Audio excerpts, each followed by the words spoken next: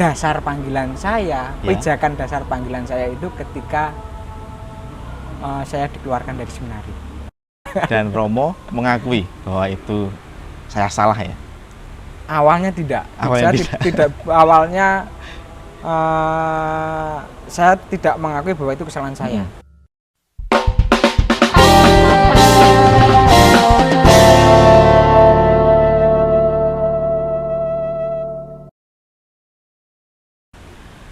Selamat malam dan berkah dalam. Syukur kepada Allah karena pada tanggal 27 April 2022 ditabiskan salah satu romo dari Paroki Santa Teresia Sedayu, Kongregasi Imam-Imam Hati Kudus Yesus. Nah, saat ini sudah ada di samping saya dan tentunya di acara podcast Komsel Sedayu spesial kali ini bersama dengan Romo Tinus. Selamat malam Romo Tinus. Selamat malam Mas. Ya. Untuk umat semuanya, saat ini sudah kita mengenakan masker dan sudah melakukan prokes kesehatan yang dianjurkan oleh pemerintah. Untuk itu dilepas terlebih dahulu maskernya Romo. Bagaimana Romo kabarnya hari ini? Puji Tuhan baik Mas. Baik. Ya. Saya sedikit deg-degan ini. Dulu ini Romo Tinus ini teman saya waktu Mudika. Nah, nanti kita akan berkenalan lebih jauh dengan Romo Tinus dari waktu Mudika sampai saat ini sudah menjadi Romo SCG. Nah, Romo, monggo silakan perkenalkan terlebih dahulu. Baik, selamat malam rekan-rekan muda maupun saudara-saudari yang terkasih. Perkenalkan, nama saya Romo Agustinus Triwinarno SCY, biasa dipanggil Romo Tinus. Saya berasal dari lingkungan Santo Mikael Blendung, Sumbersari, wilayah Sumbersari. Nah, terima kasih. Perkenalan yang singkat ini tentu tidak cukup kalau tidak kita berikan banyak pertanyaan berkaitan dengan panggilan iman yang dialami oleh Romo Tinus. Nah, seperti apa ini menarik karena pada minggu kemarin itu Romo Tinus misa perdana di Kapel Ambrosius Sumbersari. Dan di sini ya Romo ya, ya Romo ya. Sebelum melangkah ke situ, Romo, itu dulu saya tahun 2009 itu sempat ingat dengan Romo Tinus dengan Mas Andre dulu ikut Mudika. Itu ada acara Anjang Sana di Kapel Kaliduren. Itu masih ingat nggak Romo? Tentunya masih ingat pengalaman-pengalaman ketika beraktivitas menjadi waktu itu masih Mudika ya, MK sekarang. Itu sangat mengesan bagi saya. Terlebih terakhir kali itu kayaknya acara Anjang Sana itu di Kaliduren. Ya, Kaliduren. Nah, itu kan waktu itu kita mengundang banyak Mudika ya, dari Paroki Klepu, Paroki Gampeng, terus kemudian dari Sumbersari juga waktu itu. Nah, seperti itu. Nah, Romo, setelah Romo ini lulus SMA, kan waktu itu langsung ke Palembang ya Romo ya? Iya. Nah, tentu nggak banyak pengalaman waktu Mudika di Sumbersari, kemudian di gereja. Tapi sedikit Romo, pengalaman di gereja dulu. Pernah mengikuti apa? Saya dulu waktu belum masuk seminari, saya itu jarang ikut Mudika. Ya aktif ya hanya Mudika di lingkungan saja. Tetapi ikut berbaur di paroki itu yang saya ingat itu dulu pernah ikut tablo waktu masa-masa itu penpas atau top waktu itu Romo Lardi itu. Romo Sulardi ya. Romo Sulardi itu ikut tablo, kemudian acara Anjang Sana, itu juga. Waktu itu masih ya OMK, Mudika paroki yang masih ya beberapa orang itu lah. Gitu. Karena waktu itu memang ada kelompok PIR, kemudian Mudika ya. Iya. Kemudian ya Mudika itu kira-kira masa-masa SMA seperti itu udah masuk Mudika. Tapi waktu itu Romo setelah lulus SMA itu ke Palembang. Ya. Kok bisa terpikirkan Romo waktu itu? Di sini ada yang lebih dekat kok, kenapa yang jauh itu Romo? Sampai ke Palembang untuk pendidikan menjadi calon Romo. Waktu itu kenapa saya kemudian memilih di Palembang? Itu karena pertama-tama bahwa saya tertarik dengan kongregasi SCY, Imam-imam Hati Kudus Yesus itu. Maka saya disarankan untuk ke Palembang agar lebih mengenal lebih jauh, bukan di Mertoyudan. Seperti itu, meskipun kemudian dari Mertoyudan masuk ke SCY bisa-bisa saja. Yeah. Tapi untuk mengenal lebih jauh itu dulu disarankan untuk ke Palembang. Dan semangat carilah ilmu di negeri seberang itulah yang memotivasi yang kemudian saya ke Palembang.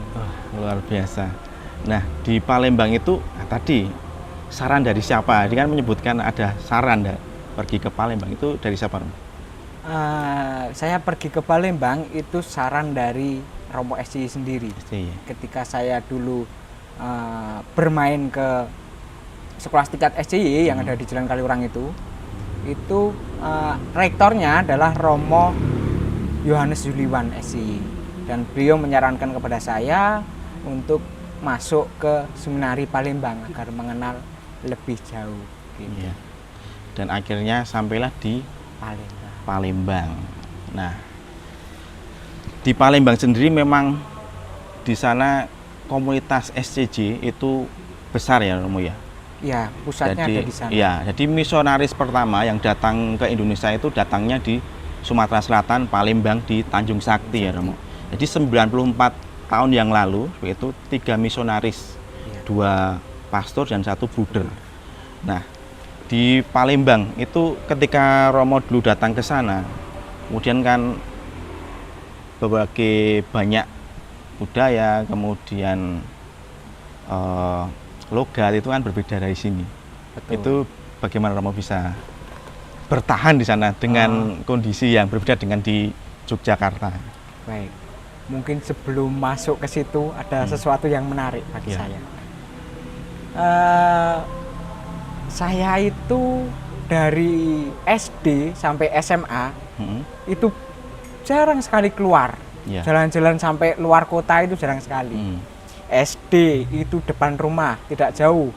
Jalan kaki sampai SMP negeri 1 Mayudan itu cuma depan rumah. Lalu SMA-nya di PL Sedayu.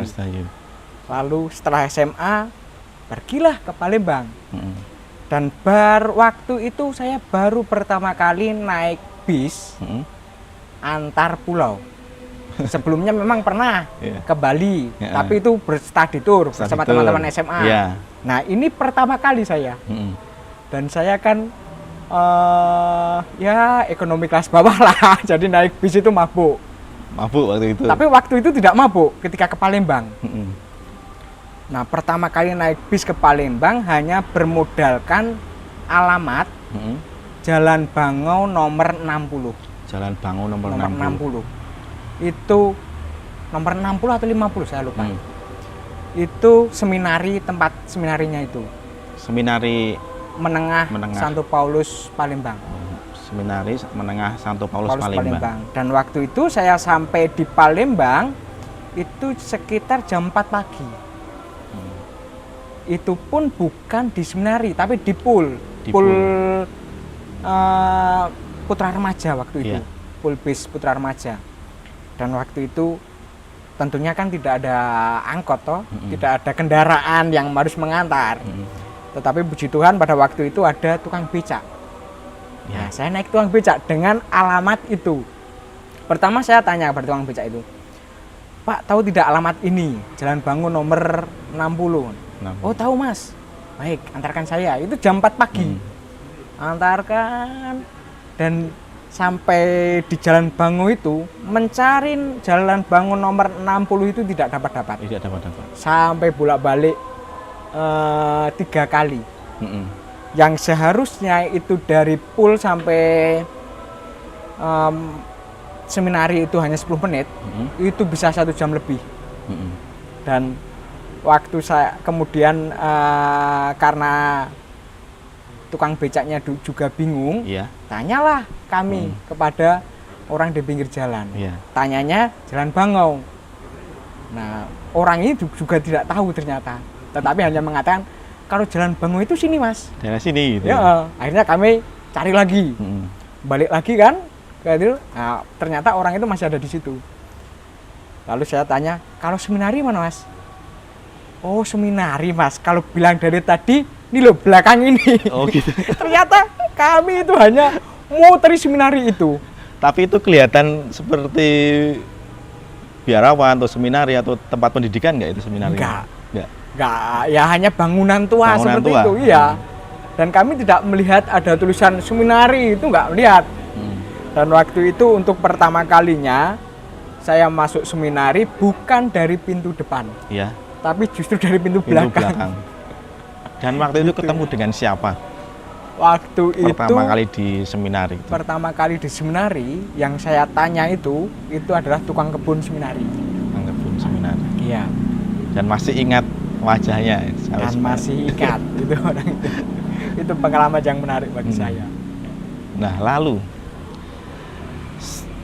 dengan sampainya Romo di seminari di Palembang sana, itu perasaan terpanggil untuk ke sana itu bagaimana, Romo? Bisa membawa sampai sana?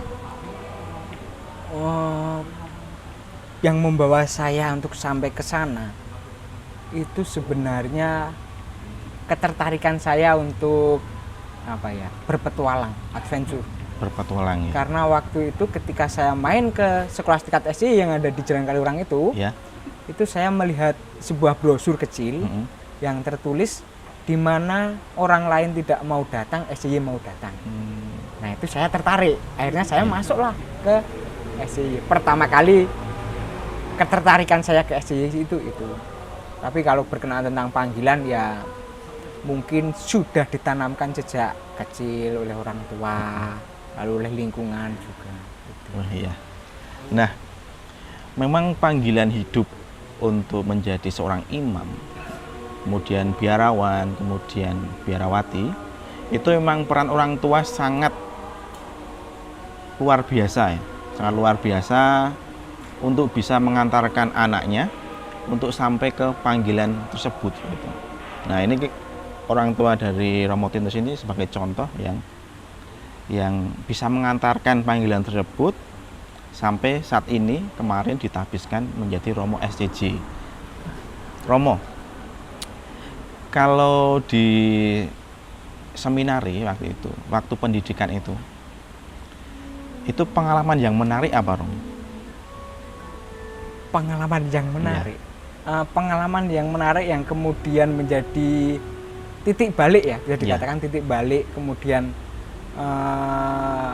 menjadi tidak tahu apa bisa dikatakan motivasi atau dasar panggilan saya, pijakan dasar panggilan saya itu ketika saya dikeluarkan dari seminari. Itu yang membuat Romo Tinus itu menggebu-gebu, kenapa saya dikeluarkan gitu ya? Iya. Saya harus itu teguh dengan panggilan itu. Seperti yang saya ceritakan ketika saya misa perdana itu. Misa perdana di kapel ini, ya. Kapel ini. Dan ini benar-benar saksi sejarah kapel ini. Karena Romo SCJ pertama di Paroki Sedayu, Romo Tinus, ya.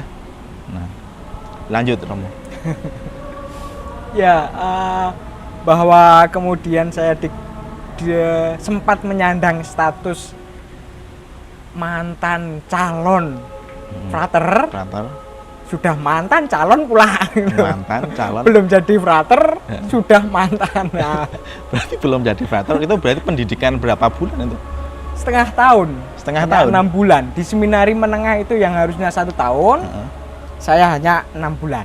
Berarti baru menggebu-gebunya untuk menempuh pendidikan. Betul itu.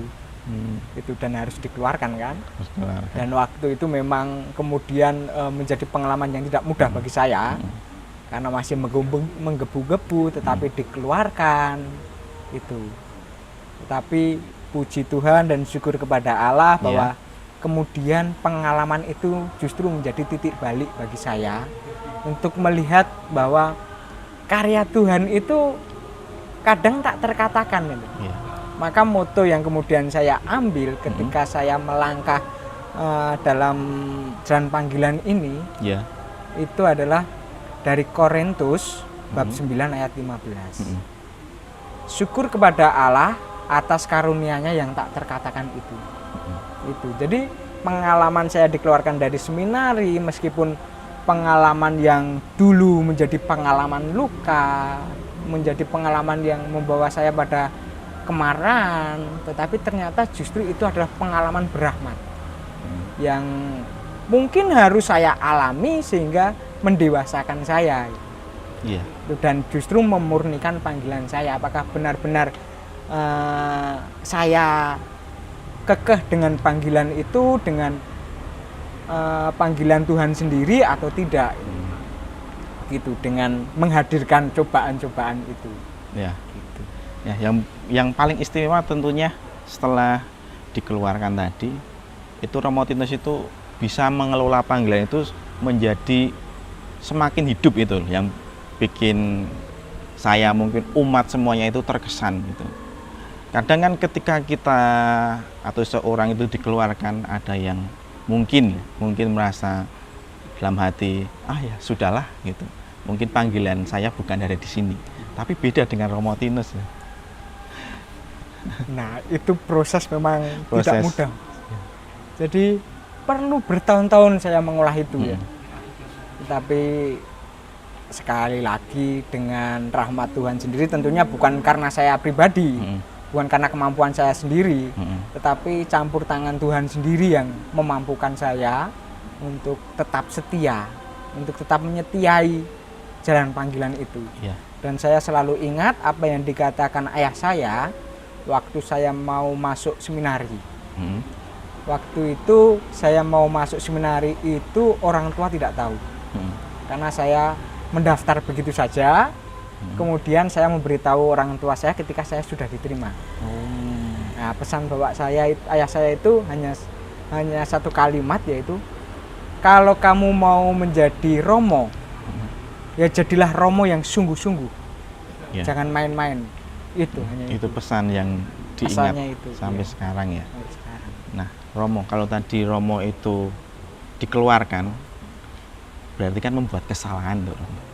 Kalau boleh tahu ya, kesalahan apa yang Romo lakukan sehingga dikeluarkan dari pendidikan tuh? Baik. Kesalahan. Waktu dulu ketika saya menceritakan ini tidak mudah bagi saya. Tetapi sekarang karena melalui proses itu menjadi mudah bagi saya. Maka saya akan menceritakan itu. Itu karena saya membawa handphone. Di seminari kan tidak boleh, peraturannya tidak boleh. Tetapi memang ya tidak tahu apakah ini hanya pembelaan saya sendiri atau karena saya memang benar-benar salah, tidak tahu. Waktu itu saya masih ingat liburan bulan Desember. Desember kan di seminari ada liburan. Pulang ke Jogja saya. Pulang ke Jogja. Lalu sebelum pulang itu saya bilang sama rektor. Rektor itu pemimpin seminari, bahwa besok saya ke seminari akan bawa HP untuk di perjalanan dari Jogja ke Palembang. Itu. Nah, sampai Palembang HP ini akan saya titipkan kepada Romo Rektor. Tapi ketika saya sampai Palembang, ternyata Romo Rektor di Jakarta. Dan pada waktu itu masa efektif di seminari itu baru tanggal 6. Nah, saya sudah sampai di seminari itu tanggal 3. Karena saya berangkat tanggal 1. Tanggal 1 Januari itu saya berangkat dari Jogja, tanggal 3 pagi. Karena perjalanan 3 hari. 3 pagi itu saya sudah sampai Palembang. Naik bus ya? Naik bus. 4 malam itu saya ketahuan pegang HP. Tetapi kan waktu itu kenapa saya masih pegang HP? Karena belum masa efektif. Efektifnya kan baru tanggal 6. Iya. Itu. Tapi ternyata peraturan yang harus diterapkan itu ya mau bagaimana lagi gitu. Ya. Gitu. Dan diputuskan untuk dikeluarkan, ya sudah. Dan Romo mengakui bahwa itu saya salah ya. Awalnya tidak. Awalnya saya tidak. Awalnya saya tidak mengakui bahwa itu kesalahan saya, karena masih waktu yang tidak efektif kan. Iya, karena mengingat peraturan yang tertulis seperti itu ya kemarin. Itu, dan waktu itu keputusan itu diambil itu tanpa adanya rektor, pemimpin. Jadi hanya di meja makan itu. Tapi karena kemudian peraturan yang harus ditepati, karena untuk menjadi imam itu kan harus benar-benar ya bisa dikatakan orang yang terpilih, benar-benar orang yang terpilih, dan ya orang yang tidak mudah untuk berbohong gitu. Masa bibit-bibit menjadi seorang imam, seorang gembala itu adalah orang yang suka berbohong kan, menjadi sesuatu yang aneh. Meskipun ya kami juga manusia biasa. Tapi waktu itu peraturannya seperti itu, ya kemudian saya bisa menerima itu. Saya bisa menerima karena kemudian saya melihat bahwa pengalaman itu adalah pengalaman yang justru mendewasakan saya. Ya, luar biasa. Nah, tentu kalau diceritakan lebih banyak lagi, ini sangat banyak sekali pengalaman Romo waktu di Palembang sana ya. Banyak banget. Nah, Romo, ini kan kemarin kita melewati minggu panggilan, pekan panggilan khusus ya Romo ya, di pekan Paskah ke-4. Nah, sesuai dengan yang tertulis di Injil Yohanes tentang Yesus sebagai gembala yang baik, ini kan anugerah tersendiri bagi para imam, bruder, kemudian suster itu. Bagaimana cara kita menyerahkan hidup seutuhnya untuk Allah dan gereja?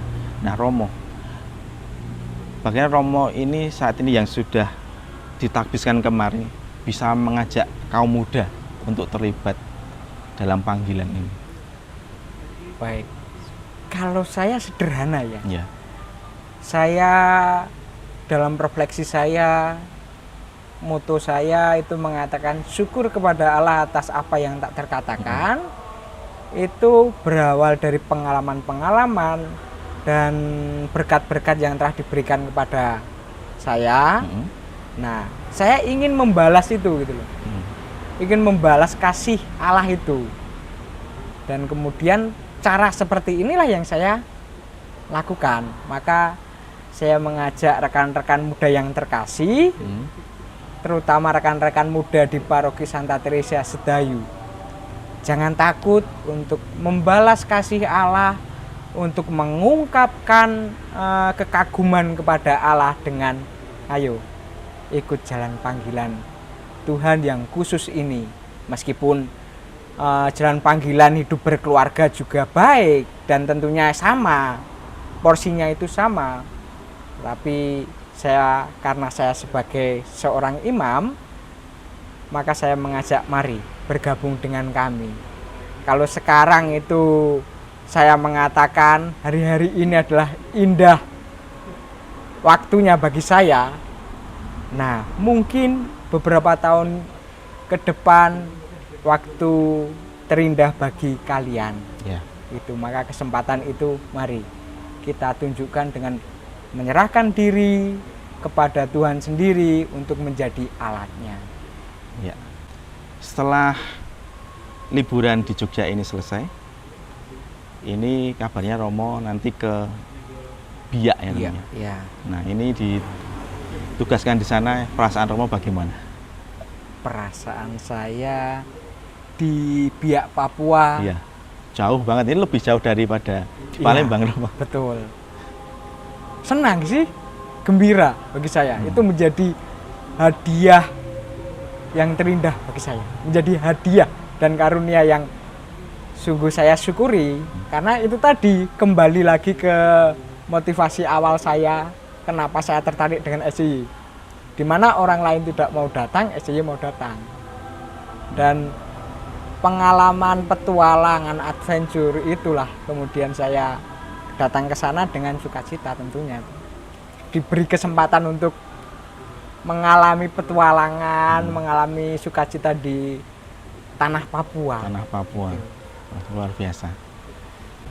Untuk umat semuanya, tadi saya dengan Romo Tinus sudah berbicara banyak lebar tentang pengalaman hidup, tentang panggilan, supaya bagaimana nanti para orang tua, para kaum muda bisa mengikuti jejak dari Romo Tinus dan besok akan ditempatkan di Biak itu. Terakhir Romo Tinus, statement terakhir bisa disampaikan ke umat semuanya, khususnya di paroki Santa Teresia Sedayu. Ya, statement dari saya yang menggebu-gebu ya, bukan menggebu-gebu saya mau mengatakan tidak, tapi menggebu-gebu dalam diri saya. Yang mau saya bagikan itu adalah syukur kepada Allah, bersyukur kepada Allah atas segala karunia yang telah diberikan kepada Allah, yaitu dengan mengasihi sesama, dengan berbagi sukacita dan kegembiraan bersama, yaitu perwujudan nyata dengan mempersembahkan diri sebagai alat Tuhan sendiri. Secara pribadi, saya sebagai umat Paroki Santa Teresia Sedayu mengucapkan banyak terima kasih atas dukungan yang diberikan kepada saya dan semangat doa-doa yang telah diberikan kepada saya maupun kepada keluarga saya, sehingga saya bisa sampai saat ini. Dan tentunya perayaan-perayaan saya boleh merayakan misa perdana di Paroki Santa Teresia Sedayu untuk berbagi sukacita bersama. Maka secara pribadi saya mengucapkan banyak terima kasih atas doa-doa dan dukungannya. Matur nuwun. Terima kasih juga Romo atas waktunya, atas kesempatannya. Kami Komsos Paroki Sedayu sekali lagi mengucapkan terima kasih. Sehat selalu untuk Romo. Terima kasih, dan sama-sama. selalu setia dalam pelayanan dimanapun ditugaskan nanti. Amin. Demikian podcast Komsos Paroki Santa Teresia Sedayu. Semoga bisa menginspirasi dan memberikan informasi berkaitan dengan paroki kita tercinta, Paroki Santa Teresia Sedayu. Akhir kata dari kami, selamat malam dan berkah dalem. Sedayu penuh berkah jadi berkat.